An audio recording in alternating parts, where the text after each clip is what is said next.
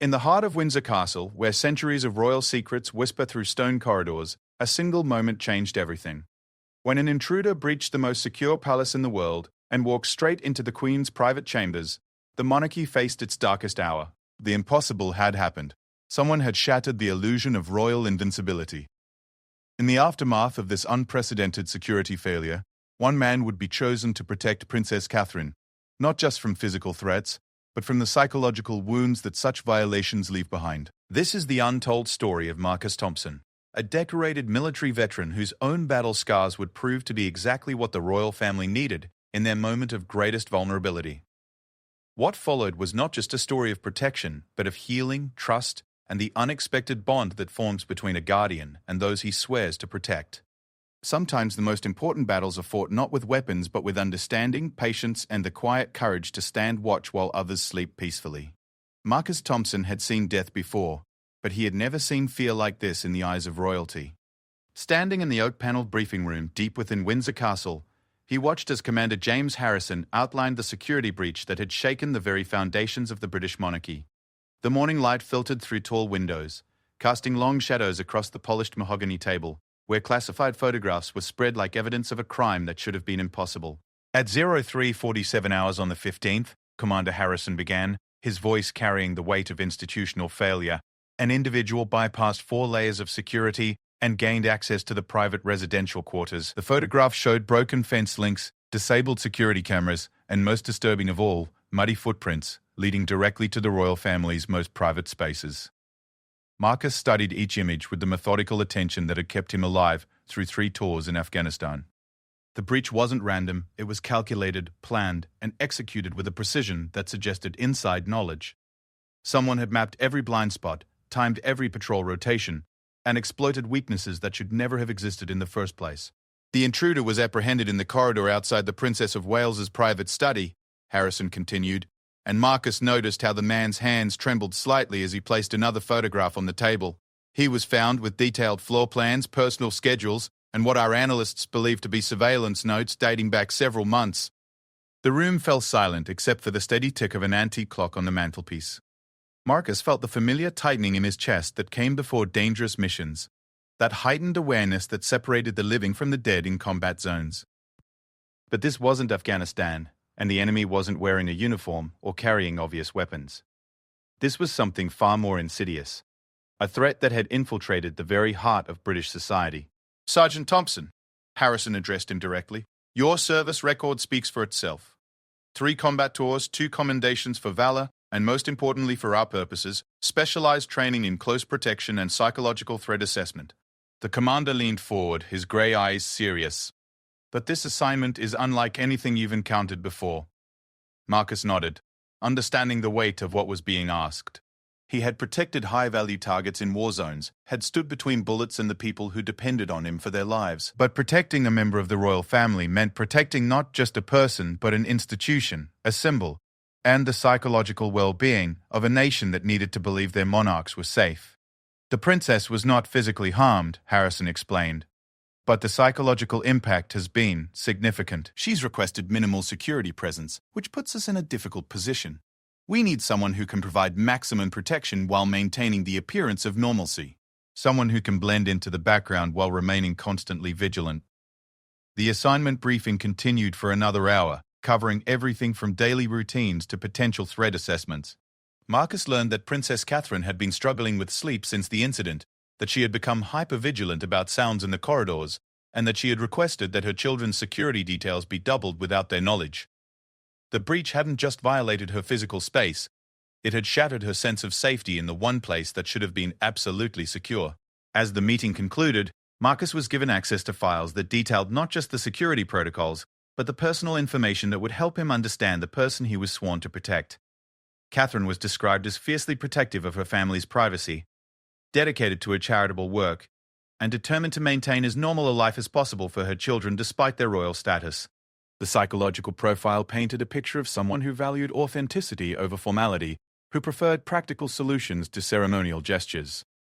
"There's one more thing, Sergeant," Harrison said as they prepared to leave the briefing room.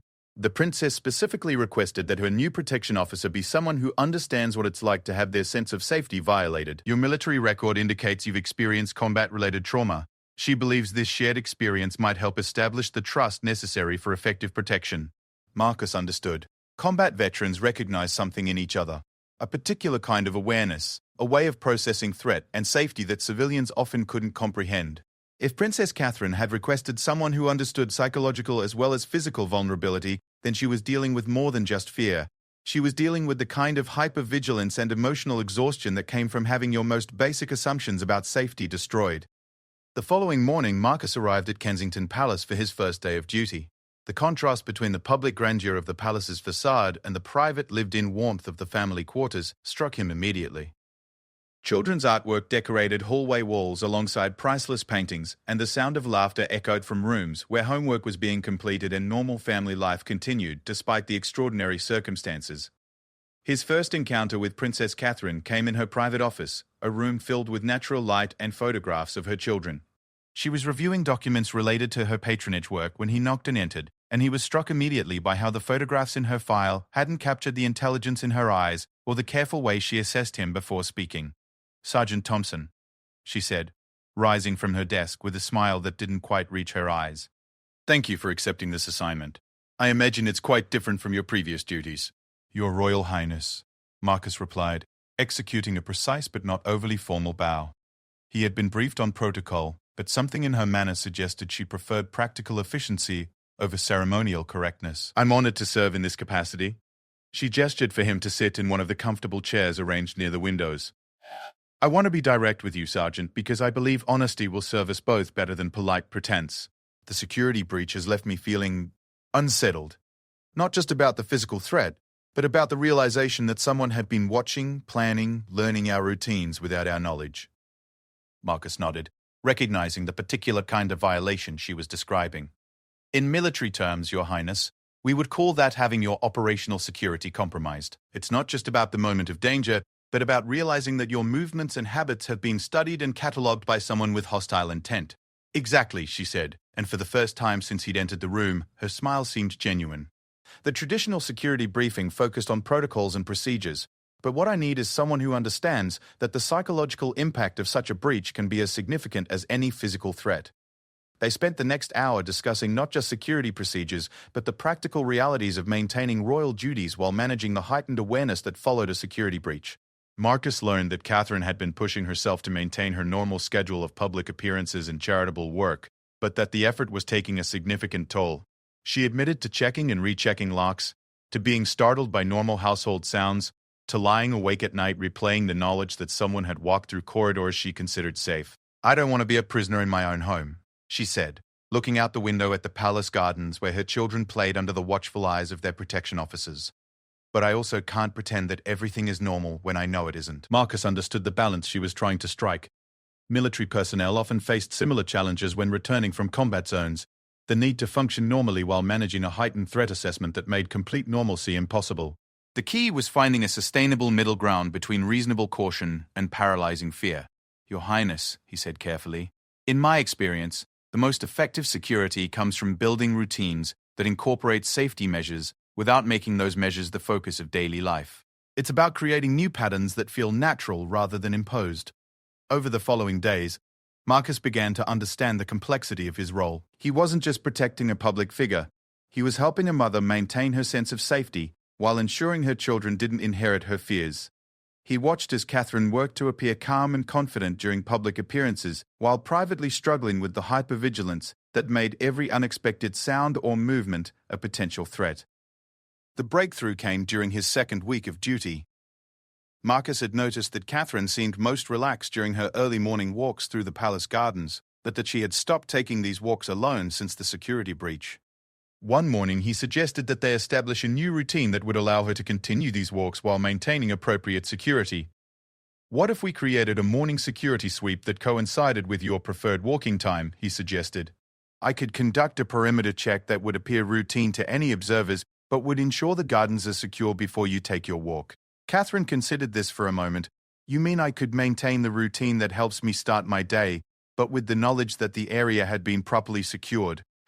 Exactly. The security becomes invisible because it's built into the routine rather than imposed upon it. This conversation marked the beginning of a partnership that went beyond traditional protection duties. Marcus began to understand that his role wasn't just to watch for external threats, but to help Catherine rebuild her sense of personal security in a way that didn't compromise her ability to fulfill her royal responsibilities or be present for her children. The work was challenging in ways that combat had never been. In Afghanistan, threats were external and obvious. Here, the challenge was psychological, helping someone process violation and vulnerability while maintaining the public composure that royal duty demanded. Marcus found himself drawing on not just his military training, but on his own experience of recovering from trauma, of learning to trust in safety again after that trust had been broken. As the first month of his assignment progressed, Marcus began to see subtle changes in Catherine's demeanor.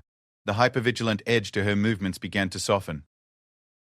Her sleep improved as new security routines became familiar and reliable. Most importantly, she began to smile more naturally during public appearances, the practiced royal composure giving way to something more authentic and relaxed. But Marcus also realized that his own healing was progressing alongside hers. The responsibility of protecting someone else's sense of safety was helping him process his own experiences with vulnerability and recovery. In helping Catherine rebuild her trust in security, he was rediscovering his own ability to create and maintain safe spaces in a world that often seemed unpredictable and threatening. The assignment was becoming more than professional duty. It was becoming a journey of mutual healing, trust, and the discovery that sometimes the most important protection work happened not in moments of crisis, but in the quiet daily work of helping someone feel safe enough to sleep peacefully and wake up ready to face whatever challenges the day might bring. The morning sun cast long shadows across the palace gardens as Marcus conducted his daily security sweep, a routine that had become as natural as breathing over the past 6 weeks. He moved through the carefully maintained paths with practiced efficiency, checking sight lines, noting any changes in landscaping that might create new hiding spots, and testing the response systems that connected him instantly to the palace's central security command. But today felt different. There was an electricity in the air that his combat-trained senses recognized immediately, the subtle tension that preceded significant events. Catherine appeared at her usual time, dressed in a casual sweater and comfortable walking shoes, but Marcus noticed the slight tightness around her eyes that had become familiar during their weeks working together. She was processing something, working through a decision that weighed heavily on her mind. They had developed an unspoken communication during their morning walks. She would share what she felt comfortable sharing, and he would provide the steady presence that allowed her to think through complex situations without the additional stress of feeling unsafe. "Marcus," she said, abandoning the formal address she used in front of others, "I've received some information about the person who broke into the palace." She paused beside a rosebush that was just beginning to show its spring buds.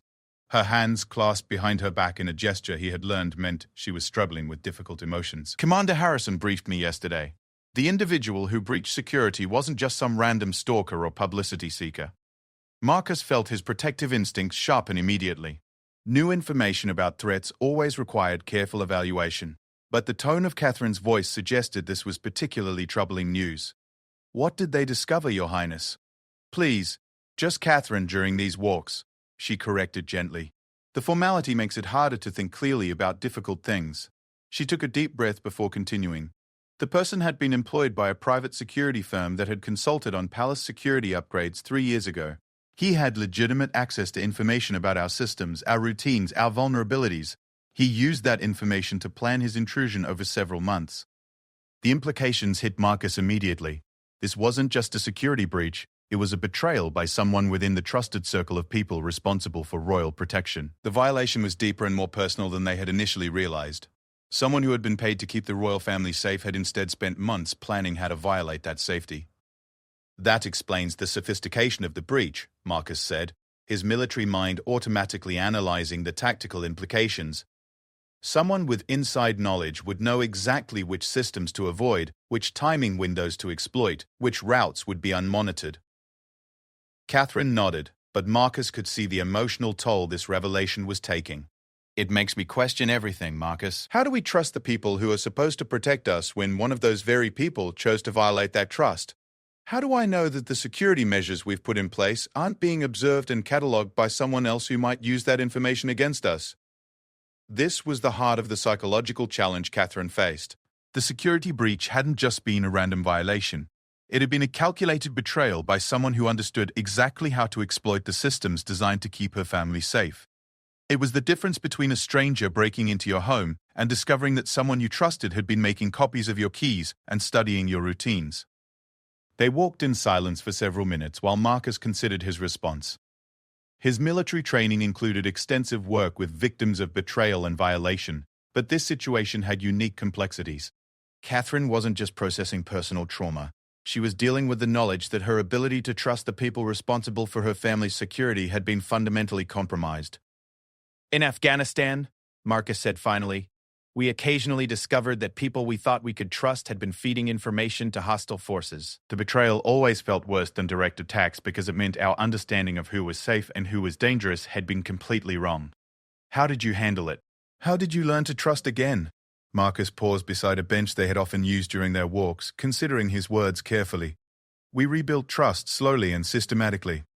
Instead of trying to trust completely again right away, we created verification systems. We learned to trust actions rather than words, patterns rather than promises, and we accepted that complete trust might never be possible again, but that functional trust based on observable behavior and verified results, could be rebuilt." Catherine sat down on the bench, and Marcus positioned himself nearby with the casual alertness that had become second nature. "The psychological evaluation team wants me to consider taking a temporary step back from public duties," she said quietly. They're concerned that the stress of maintaining public appearances while processing this new information might be overwhelming. "What do you want to do?" Marcus asked, recognizing that this was one of those moments where his role extended beyond physical protection into the more complex territory of helping someone navigate the intersection of personal trauma and public responsibility. "I want to prove that I won't be intimidated," Catherine replied immediately, then paused and shook her head. "No, that's not entirely true. Part of me wants to retreat completely, to take the children somewhere far away where I can control every variable and know exactly who has access to our lives. But another part of me knows that giving in to that impulse would mean the person who violated our security has succeeded in a way that goes beyond the original breach." Marcus understood the internal conflict she was describing. It was the classic dilemma faced by anyone who had experienced a significant violation of safety, the desire to regain control by limiting exposure, versus the recognition that extreme limitation could become its own kind of prison. "What if we approached it differently?" he suggested. "Instead of viewing public duties as additional stress to manage while you process this information, what if we treated your public appearances as opportunities to rebuild confidence in controlled, secure environments?" "How do you mean?" "Your public appearances already have extensive security protocols. We know exactly who will be present, where you'll be positioned, what the sightlines and exit routes look like. In many ways, a well-planned public appearance is actually a more controlled environment than many private situations." Marcus paused, organizing his thoughts. "What if we used your existing schedule of public appearances as a way to practice trusting security systems again, but in situations where we have maximum information and control?" The idea seemed to resonate with Catherine. "So instead of avoiding public duties because they feel stressful, I would use them as a way to gradually rebuild my confidence in security measures. And we could start with the appearances that feel most manageable. Smaller venues, familiar settings, events where you're comfortable with the format and the people involved. We build success gradually, rather than trying to leap back into complete normalcy all at once." Over the following week, they implemented this approach with Catherine's upcoming public appearances. Marcus worked closely with the advanced security teams to ensure he understood every detail of each event's security arrangements. More importantly, he began including Catherine in these security briefings so that she could see for herself how comprehensive the protection measures were. The first test came with a charity visit to a children's hospital, an event that Catherine had done many times before and always found personally meaningful. Marcus arrived at the hospital 3 hours before Catherine's scheduled appearance, working with the local security team to review every aspect of the visit. He checked the routes from the entrance to each area Catherine would visit, verified the identity and clearance of every staff member she would encounter, and confirmed that the hospital's own security systems were functioning properly.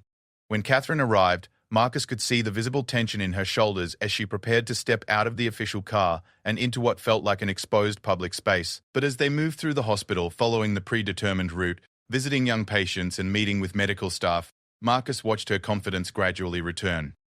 "The security briefing helped," she told him quietly during a private moment between patient visits. "Knowing exactly who had been cleared for access, Understanding how the different security teams were coordinating, it made me feel like I was part of the protection, rather than just someone being protected. This became the pattern for Catherine's return to full public duties. Each appearance was preceded by detailed security briefings that included Catherine as an active participant rather than a passive recipient of protection. She learned to read the subtle signs that indicated security teams were alert and functioning properly. More importantly, she began to trust her own ability to assess situations and recognize when something felt genuinely concerning versus when she was simply experiencing the hypervigilance that followed trauma. The breakthrough moment came 6 weeks later during a state dinner at Buckingham Palace. These formal events represented the highest level of security coordination, with multiple protection teams, extensive advance planning, and the presence of foreign dignitaries who brought their own security details. For someone still rebuilding trust in protection systems, a state dinner could feel overwhelming and unpredictable, but Catherine requested to be included in the comprehensive security briefing that preceded the event. She spent 2 hours with Marcus and the senior protection officers, learning about everything from the vetting process for catering staff to the coordination between British and foreign security teams. She asked detailed questions about communication protocols, emergency procedures, and the specific roles of each team member. "I want to understand not just that we're being protected," she explained to the assembled security officers, "but how that protection works, who's responsible for each element, and what I can do to support the security effort rather than simply relying on it completely." The state dinner went flawlessly. But more importantly, Catherine moved through the evening with a confidence and ease that had been missing since the palace breach. She engaged naturally with the foreign dignitaries, fulfilled all of her ceremonial obligations, and appeared genuinely relaxed during the reception that followed the formal dinner. "You seemed like yourself tonight," Marcus observed as he escorted her back to her private quarters after the event. "Not the version of yourself that you present for public duty, but actually yourself." Catherine paused in the corridor outside her private office. "I felt safe tonight, Marcus. Not just physically safe, but psychologically safe. I trusted the security systems because I understood them. I trusted the people protecting me because I had met them and understood their qualifications and their roles. Most importantly, I trusted my own judgment about the situation." "That's significant progress," Marcus replied. Rebuilding trust after it's been violated is one of the most challenging psychological processes anyone can go through. The fact that you've been able to do it while maintaining your public responsibilities is remarkable. But even as Catherine's confidence in public settings continued to improve, Marcus was aware that their work together was entering a new phase. The immediate crisis of helping her function after the security breach was resolving, but deeper questions about trust, vulnerability, and the psychological cost of living under constant protection were still being processed. Late one evening, as Marcus completed his final security check of the palace grounds, he received an unexpected message requesting his presence in Catherine's private office. He found her working late, surrounded by documents related to her charitable foundation work, but the real purpose of the meeting became clear when she set aside the paperwork and looked at him directly. "Marcus, I need to ask you something, and I need you to be completely honest with me," she said. "Do you think I'll ever feel completely safe again? Not just functionally safe, not just able to fulfill my duties, but genuinely, unconsciously safe the way I was before the breach?" The question went to the heart of what they had been working toward together. Marcus considered his response carefully, drawing on both his professional training and his personal experience with recovering from trauma that had fundamentally altered his relationship with safety and trust. "In my experience," he said finally, "complete unconscious safety, the kind where you never think about potential threats because the possibility doesn't occur to you, that might not return completely. But what can develop is something different and potentially more valuable. Conscious safety based on knowledge, preparation, and tested systems." Catherine listened intently as he continued. "You'll probably always be more aware of security than you were before. But that awareness can become a source of confidence rather than anxiety if it's based on real knowledge and real capability. You're not just trusting that someone else will keep you safe, you're participating in your own protection in an informed, intelligent way. So the goal isn't to go back to who I was before," Catherine said slowly, "but to become someone new who incorporates the experience and the knowledge in a way that makes me stronger rather than more fearful." "That's exactly right," Marcus confirmed. "And from what I've observed over these past months, you're already becoming that person." As their conversation continued late into the evening, both Marcus and Catherine began to recognize that their professional relationship had evolved into something more complex and significant. The work of rebuilding Catherine's sense of safety had required a level of trust and vulnerability that went beyond typical protection duties. In helping her process the psychological impact of the security breach, Marcus had also been processing his own experiences with trauma and recovery. They had become partners in a shared journey of healing, each contributing to the other's ability to function effectively in a world that contained real threats, but also real possibilities for safety, trust, and meaningful connection. The palace breach that had initially seemed like pure violation had become the catalyst for a deeper understanding of resilience, recovery, and the courage required to remain open to trust, even after that trust had been betrayed. The letter arrived on a grey morning in October, delivered through official channels but carrying news that would fundamentally alter the nature of Marcus and Catherine's working relationship. Marcus found Catherine in her private study, holding the document with an expression that mixed concern with something that looked almost like relief. "The Palace Security Review Board has completed their comprehensive assessment," she said without preamble, gesturing for Marcus to take his usual seat. "They're recommending significant changes to royal protection protocols based on what they call the successful pilot program we've been conducting together." Marcus felt a familiar tightening in his chest, the sensation that preceded significant changes in mission parameters. What kind of changes are they recommending? Catherine set the letter aside and looked directly at him. "They want to implement our model of informed partnership throughout the royal protection system. Principals would receive comprehensive security training, participate in threat assessments, and take active roles in their own protection planning. Protection officers would be selected not just for tactical skills, but for their ability to develop collaborative relationships with the people they're protecting." "That sounds like recognition that what we've developed here actually works better than traditional approaches," Marcus observed. "Why do you seem concerned about it?" "Because implementing it more broadly means that our specific partnership would need to end," Catherine replied. "I would be transitioned to a protection officer trained in the new protocols, and you would be assigned to develop similar partnerships with other members of the royal family who might benefit from this approach." The implications settled over both of them like a weight. Their months of work together had been extraordinarily successful, but that very success now meant they would be separated so that the benefits could be extended to others. It was the classic dilemma of effective pilot programs. Success led to broader implementation, which inevitably meant the end of the original collaborative relationship. "There's something else," Catherine continued, her voice carefully neutral. "The review board noted what they called unusually strong mutual trust and emotional investment between us. They're concerned that this level of personal connection might not be replicable with other protection partnerships, and that it might actually compromise professional judgment in certain situations." Marcus understood immediately what the board was concerned about. The traditional boundaries between protection officers and their principals existed for good reasons. Emotional investment could lead to compromised decision-making, and personal relationships could create conflicts of interest that undermined effective security. "What do you think about their concerns?" he asked, knowing that Catherine's answer would determine how they moved forward. She was quiet for a long moment, looking out the window at the garden where they had shared so many conversations during her recovery. "I think they're both right and wrong," she said finally. "They're right that what we've developed goes beyond traditional professional boundaries. The level of trust and mutual investment we have isn't typical of protection relationships, and it might not be easily replicable." "And where do you think they're wrong?" "I think they're wrong about it compromising professional judgment. Every decision you've made regarding my security has been based on sound tactical assessment and comprehensive threat analysis. The personal connection between us hasn't made you less professional, it's made you more effective at understanding what I need to feel safe while fulfilling my obligations." Marcus appreciated her defense of their working relationship, but he was also aware of the legitimate concerns the review board was raising. "Catherine, I need to ask you something, and I need you to think about it carefully before answering. Do you think the trust and connection we've developed has influenced your feelings about our professional relationship in ways that might complicate future protection arrangements?" She turned from the window to face him directly. "You mean, do I have feelings for you that go beyond professional respect and gratitude?"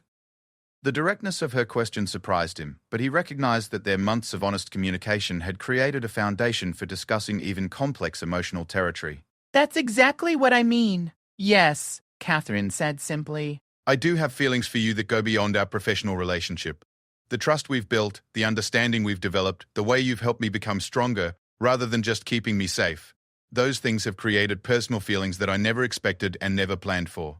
Marcus felt his own emotional defenses shifting as Catherine's honesty demanded equal honesty from him. "I have those feelings too," he admitted.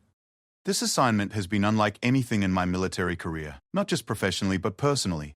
Helping you heal has been helping me heal, and somewhere in that process my feelings for you became personal rather than just professional."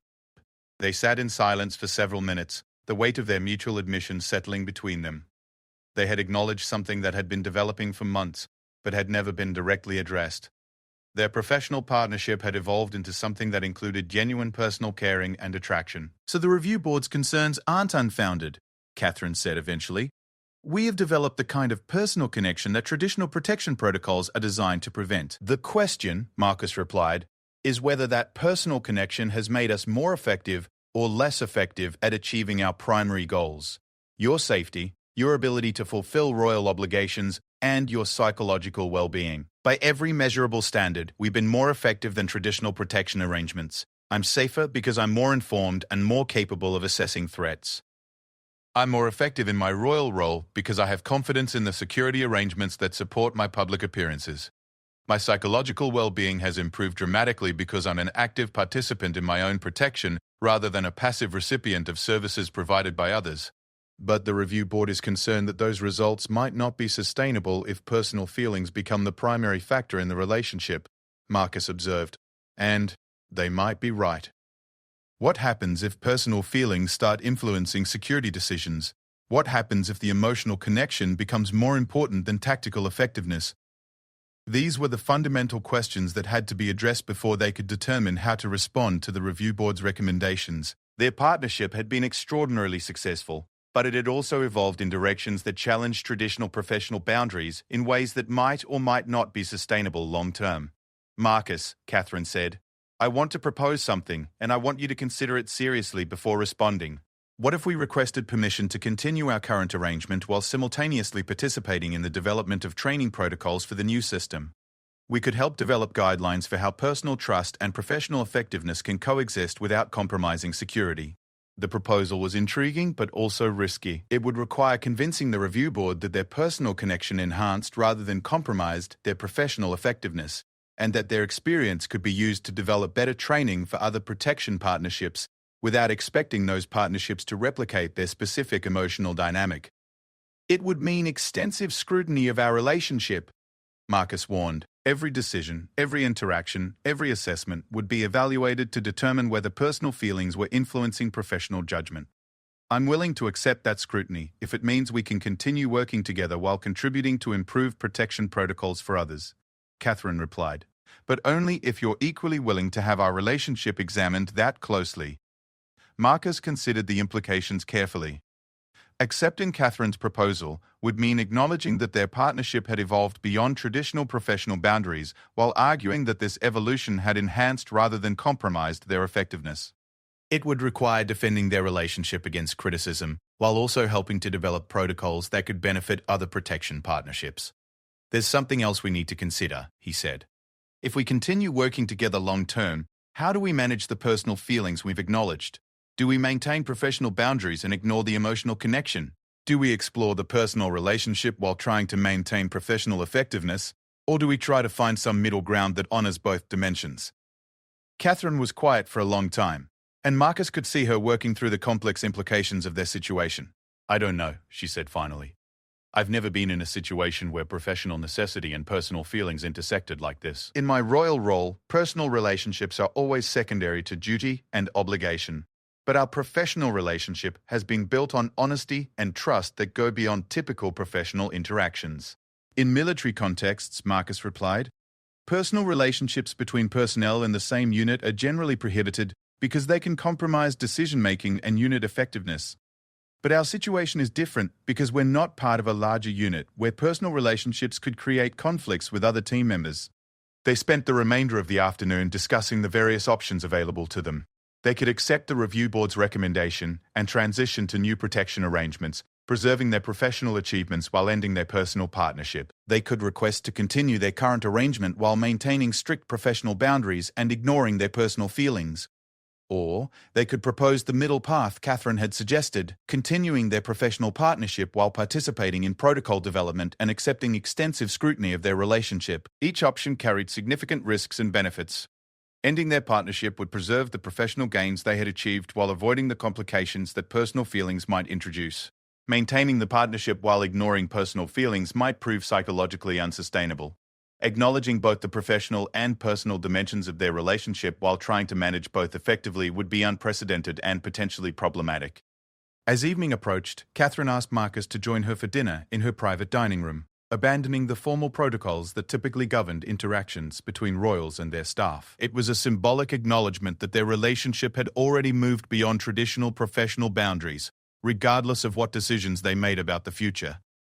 "Marcus," she said as they shared a simple meal in the intimate setting of her private quarters, "I want you to know that whatever we decide about our professional future, I'm grateful for what you've given me. You didn't just help me recover from a security breach, you helped me become a stronger, more capable person." "The gratitude is mutual," Marcus replied. "This assignment has changed me in ways I never expected. You've helped me understand things about recovery, resilience, and trust that I couldn't have learned any other way." As they continued talking late into the evening, both Marcus and Catherine began to recognize that their relationship had reached a crossroads that would determine not just their professional future, but their personal futures as well. The success of their partnership had created opportunities and complications that neither of them had anticipated when their work together began. "I think," Catherine said as their conversation wound down, "that we need to be honest with the review board about what we've discovered. Our personal connection has enhanced our professional effectiveness, but it's also created emotional territory that goes beyond traditional protection relationships. If we're going to argue for continuing our partnership, we need to acknowledge both the benefits and the complications." Marcus agreed, recognizing that their best chance of continuing to work together lay in complete honesty about what their relationship had become and what it might become in the future. It's going to require convincing them that we can manage personal feelings professionally, that emotional investment can enhance rather than compromise security effectiveness, and that our experience can help develop better training for others without expecting them to replicate our specific dynamic. "It's a risk," Catherine acknowledged. "If the review board concludes that our personal feelings compromise professional judgment, it could end not just our partnership, but potentially both of our careers in royal protection.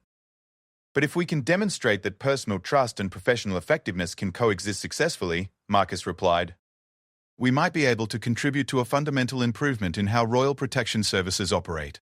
As they prepared to end their evening together, both Marcus and Catherine understood that they were preparing to make a decision that would affect not just their own futures, but potentially the future of royal protection services more broadly. Their partnership had become a test case for whether personal relationships and professional effectiveness could enhance each other rather than creating conflicts that compromised both. The stakes were higher than either of them had imagined when their work together began, but so were the potential benefits. For themselves, for the royal family they served, and for the broader question of how trust, vulnerability, and professional excellence could work together to create something more effective than traditional approaches had achieved. The hearing room in St. James's Palace felt different from any military tribunal Marcus had ever faced. The formal setting with its ancient tapestries and carved wood panels seemed designed to intimidate. But Marcus found himself surprisingly calm as he and Catherine prepared to make their case to the Royal Protection Review Board. They had spent weeks preparing for this moment, crafting arguments that would demonstrate how their unconventional partnership had achieved results that traditional protection arrangements had never managed. Catherine sat beside him at the polished mahogany table, dressed in a navy blue suit that projected both royal dignity and professional competence. She had insisted on presenting their case jointly rather than allowing Marcus to speak on her behalf, a decision that itself demonstrated how their partnership challenged traditional hierarchies between royals and their staff. "Your Royal Highness Sergeant Thompson," began Lady Margaret Thornfield, the senior review board member whose reputation for rigid adherence to protocol was legendary throughout the royal household. "This hearing will determine whether to approve your request to continue your current protection arrangement while participating in the development of new protocols for royal security services." Commander Harrison, who had initially assigned Marcus to protect Catherine, sat among the 5 board members with an expression that revealed nothing about his position on their request. Beside him sat Dr. Sarah Mitchell, a psychologist who specialized in trauma recovery and had been brought in to assess the psychological dimensions of their partnership. "Before we begin," Lady Thornfield continued, "I must note that this review has raised unprecedented questions about the appropriate boundaries between protection officers and their principals. The board has significant concerns about whether personal relationships can coexist with professional protection duties without compromising the safety and security of members of the royal family." Catherine responded first, her voice carrying the quiet authority that Marcus had watched her develop over their months of working together. "Lady Thornfield, members of the board, I appreciate your concerns about maintaining appropriate professional boundaries. However, I believe our experience demonstrates that informed trust and personal investment can actually enhance protection effectiveness rather than compromising it. She gestured to a stack of documents they had prepared for the hearing. The evidence shows measurable improvements in every aspect of my security and royal effectiveness since Sergeant Thompson and I began working together. Threat response times have improved. My confidence in public appearances has increased dramatically. Most importantly, I've developed capabilities that make me an active participant in my own protection, rather than simply someone who receives protection services. Mitchell leaned forward with interest. Your Royal Highness, can you elaborate on what you mean by becoming an active participant in your own protection? Certainly, Catherine replied. Before working with Sergeant Thompson, I understood very little about the security measures that protected me and my family. I followed instructions from protection officers, without understanding the reasoning behind those instructions. When the first security breach occurred, I felt completely helpless because I had no knowledge or capabilities that could contribute to my own safety. Marcus watched as Catherine explained how their partnership had transformed her from a passive recipient of protection services into someone who could assess threats, understand security protocols, and make informed decisions about risk management. Her presentation was precise and compelling, demonstrating not just personal growth but professional competence that would benefit Royal Security Services regardless of who provided her protection. The result, Catherine continued, is that I'm now safer, more capable of fulfilling my royal obligations under challenging circumstances, and psychologically stronger in ways that benefit both my family and the institutions I serve. When Catherine finished her presentation, Lady Thornfield turned to Marcus. Sergeant Thompson, the board has reviewed your service record, which is exemplary.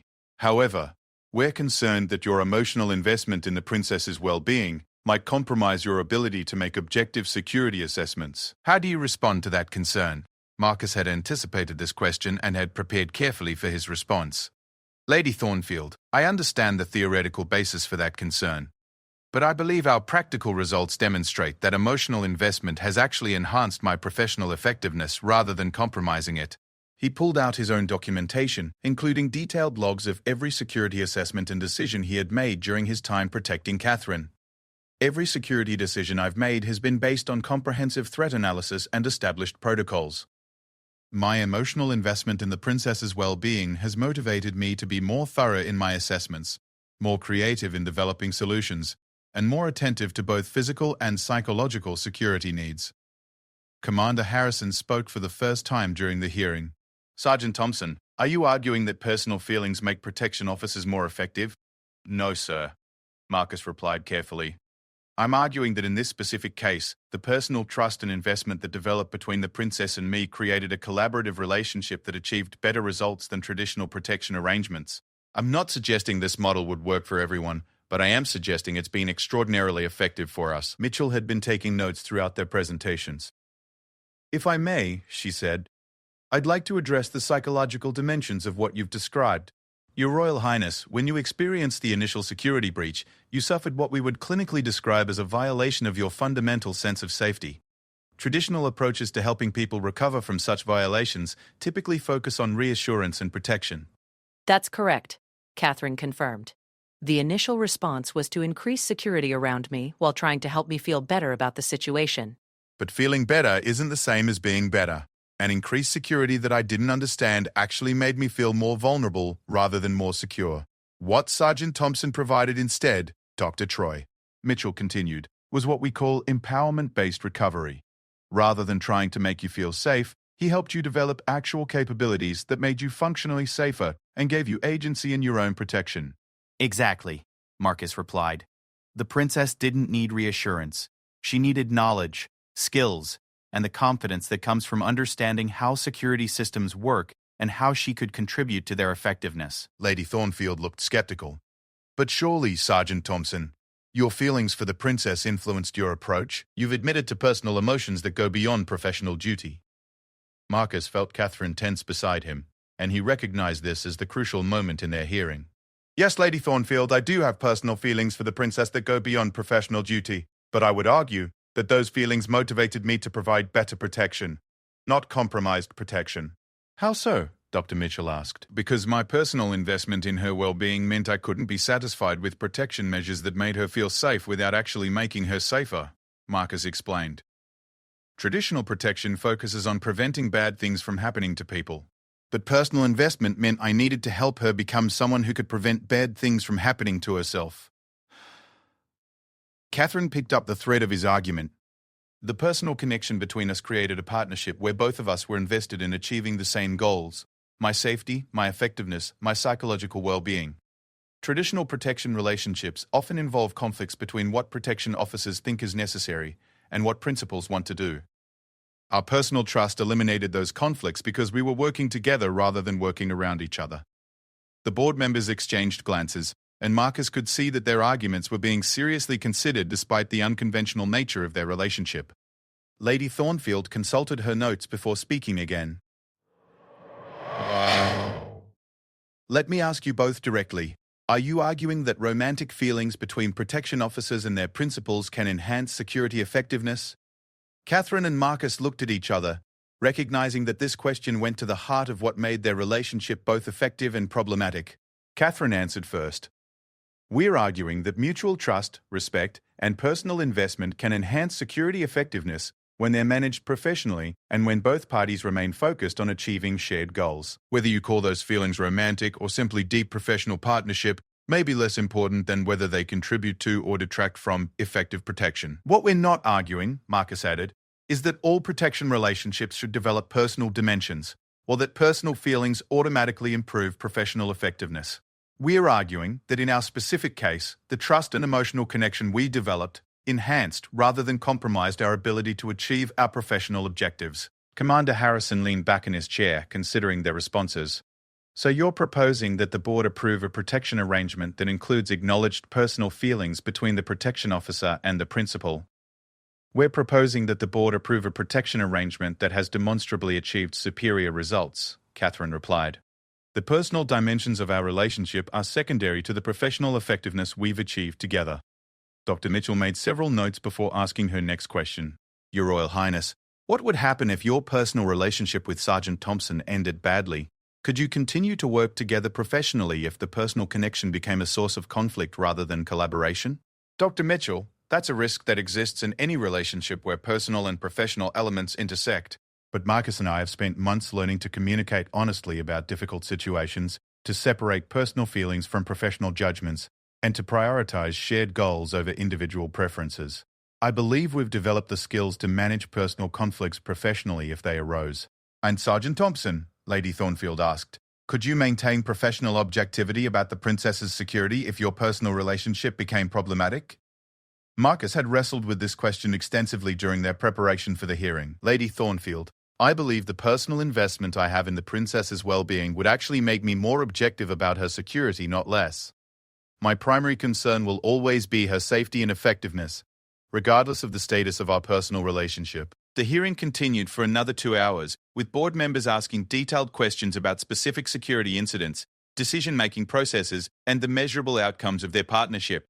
Marcus and Catherine presented documentation showing improvements in response times, threat assessment accuracy, public appearance effectiveness, and psychological resilience measures. When the formal questioning concluded, Lady Thornfield dismissed them while the board deliberated. Marcus and Catherine waited in a private sitting room, both aware that the next few hours would determine not just their professional future together, but the broader question of how personal relationships and professional excellence could coexist in royal protection services. Whatever they decide, Catherine said quietly, I want you to know that our partnership has been the most meaningful professional relationship of my life. You helped me become someone I didn't know I could be. The feeling is mutual, Marcus replied. This assignment has changed how I understand protection, service, and what it means to really help someone become safer and stronger. 3 hours later, they were called back into the hearing room. Lady Thornfield's expression revealed nothing about the board's decision as she prepared to deliver their verdict. After extensive deliberation, she began, the board has reached several conclusions. First, the evidence demonstrates that your partnership has achieved measurably superior results compared to traditional protection arrangements. Second, your approach of empowering the principal to participate actively in their own protection represents a valuable innovation that should be incorporated into royal protection training. Third, the personal trust between you has clearly enhanced rather than compromised professional effectiveness. Marcus felt Catherine's hand briefly touch his arm, a small gesture of shared relief and anticipation. However, Lady Thornfield continued, The board also recognizes that your relationship raises questions about appropriate professional boundaries that must be addressed carefully. Therefore, we are approving your request to continue working together, but with several conditions. She outlined the conditions.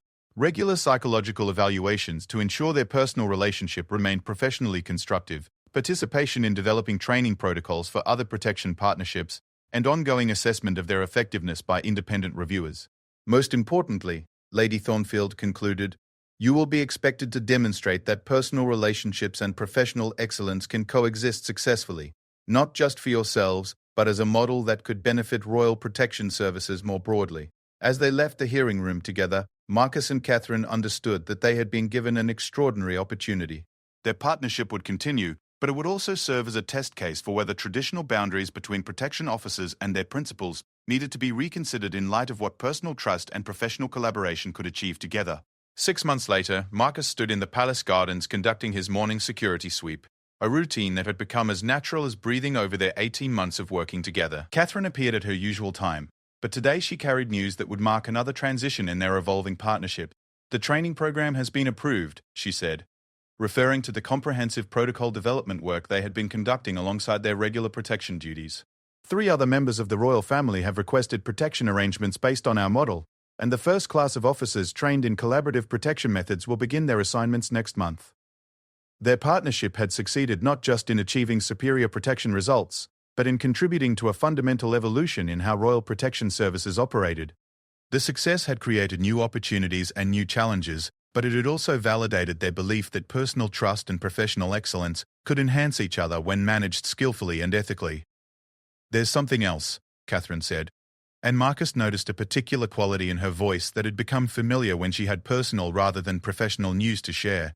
The board has approved my request to have our professional partnership continue indefinitely, with regular reviews to ensure continued effectiveness. And personally? Marcus asked, recognizing that their relationship had always operated on both professional and personal levels simultaneously. Catherine smiled, the expression that had become Marcus's favorite part of their morning walks together. Personally, I think we've proven that some boundaries exist to be transcended rather than maintained, especially when transcending them serves purposes larger than ourselves. As they walked through the garden where so much of their partnership had developed, Marcus reflected on how an assignment that began as helping someone recover from trauma had evolved into something that challenged fundamental assumptions about professional relationships, personal trust, and the possibilities that emerged when people were willing to risk conventional boundaries in service of something more meaningful. Their story had become proof that sometimes the most important protection work happened not in moments of crisis, but in the daily collaboration between people who trusted each other completely and were committed to achieving shared goals that served purposes larger than their individual interests. The palace breach that had initially seemed like pure violation had become the catalyst for discovering that security, trust, and love could work together to create something stronger and more valuable than any of them could achieve alone.